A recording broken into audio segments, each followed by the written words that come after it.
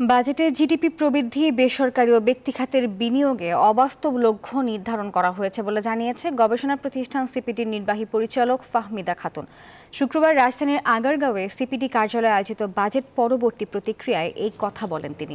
আরও বলেন, মূল্যস্ফীতি ৬.৫% নামিয়ে আনার লক্ষ্য উচ্চাকাঙ্ক্ষা ছাড়া কিছুই নয়। বাজেটের বিভিন্ন দিক তুলে ধরে সিপিডির নির্বাহী পরিচালক ফাহমিদা খাতুন বলেন, চলমান অর্থনৈতিক উদ্বেগ মোকাবেলায় যে দৃঢ় পদক্ষেপ নেওয়া প্রয়োজন তা ২০২৪-২৫ অর্থ বছরের বাজেটে নেওয়া হয়নি। তিনি আরও বলেন, মূল্যস্ফীতি রোধ ও নিম্ন আয়ের মানুষকে স্বস্তি দিতে বাজেটে যে পদক্ষেপ নেওয়া হয়েছে তা যথেষ্ট নয়। বাজেটে জিডিপি প্রবৃদ্ধি, বেসরকারি ও ব্যক্তিগত খাতের বিনিয়োগে অবাস্তব লক্ষ্য নির্ধারণ করা হয়েছে।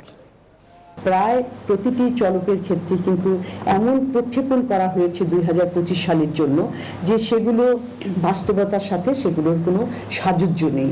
যেমন ধরুন জিডিপি প্রবৃদ্ধি ২০২৫ অর্থ বছরে সেটা ৬.৭% হিসাব করা হয়েছে, অথচ চলমান ২০২৪-এ যেটা কিনা লক্ষ্যমাত্রার শুরুতে ছিল ৭.৫%, সেটা কিন্তু এখন আমাদের সংশোধিত ২০২৪ বাজেটে সেটা কমিয়ে ৫.৮-এ আনা হয়েছে।